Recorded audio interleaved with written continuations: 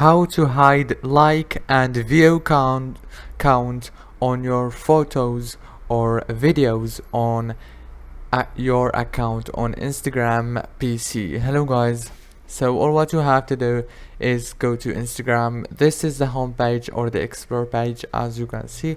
Now go to the top here, click on your profile picture and go to settings. After you go to settings, now go down, click on privacy and security, and now scroll down, and then here you will find hide like and view counts. Click on it, and now as you can see, it's enabled successfully. If this video was helpful, please don't forget to like and subscribe, and thank you so much for watching until the very end. See you later.